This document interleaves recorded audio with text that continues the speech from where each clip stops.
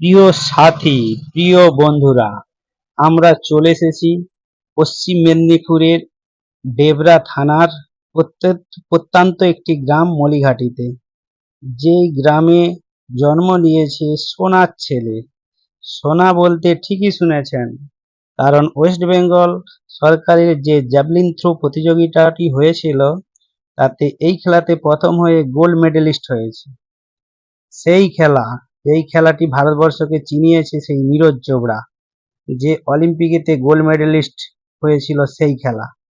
আপনারা আশীর্বাদ করুন এ যেন ন্যাশনাল লেভেলেও গোল্ড মেডেলিস্ট হতে পারে, তারপর যেন নীরজ চোপড়ার মতো একেও আমরা অলিম্পিকের মতো বড় প্ল্যাটফর্মে দেখতে পাই। তাই আপনাদের আশীর্বাদ করাটা বাঞ্ছনীয়। সেই ছেলে যাকে আমরা মেঘনাথ পূর্তি নামে চিনি, ও যেন ওর লক্ষ্যমাত্রায় পৌঁছাতে পারে। তার সাথে সাথে আমাকে ভালোবাসা দিবার জন্য ভিডিওটি লাইক ও শেয়ার করে ছড়িয়ে দিন।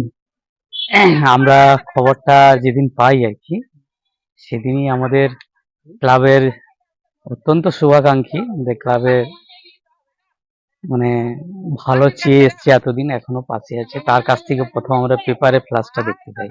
দেখতে পেয়ে আমরা সবাই মানে সেদিনই খুব খুশি। হ্যাঁ, আমাদের সব থেকে বড় ব্যাপার আমাদের গ্রামের ছেলে তুমি, হ্যাঁ, এত বড় একটা সুনাম। তো সেদিন থেকে চিন্তা ভাবনা করে রেখেছিলাম যে আমরা একটা মঞ্চ চেয়েছিলাম, মঞ্চটা হতে একটু দেরি হবে।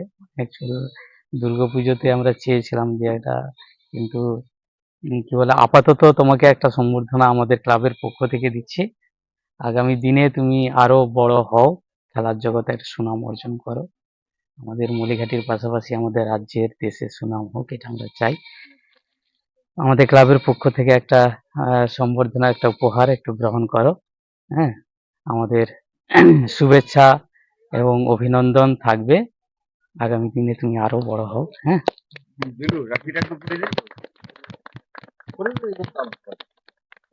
বাকি সবাইকে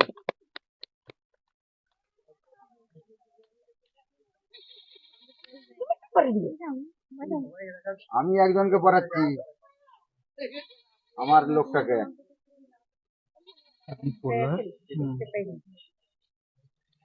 এই হচ্ছে মা, তাই তো? বাবা নেই না এখন? বাবা দোকানে দোকানে আছে। এই রাখ। ঠাকুমা? ঠাকুমা, আচ্ছা। কাকিমা, জেঠিমা। হুম।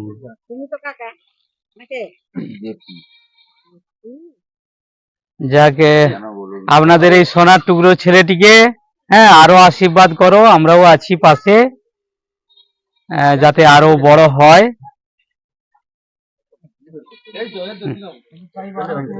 হ্যাঁ,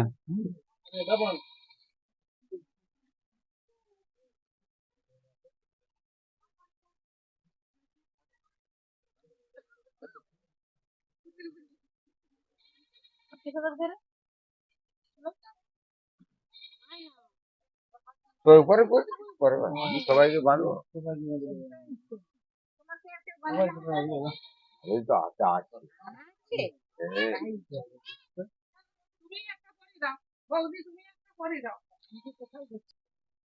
তোমার ছেলে রাজ্য স্তরে গোল্ড মেডেল পেয়েছে, তোমাকে কেমন লাগছে?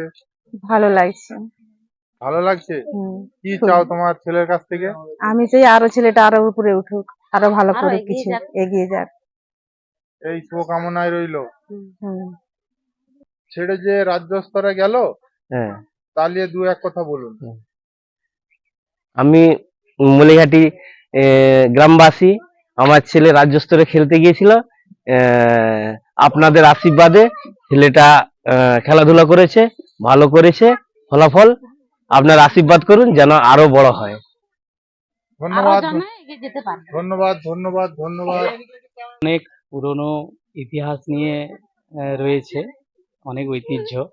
মলিঘাটির সেই সুনাম বজায় রেখেছো, এটা আমাদের পক্ষ থেকে অনেক শুভেচ্ছা, অভিনন্দন, আরো বড় হও।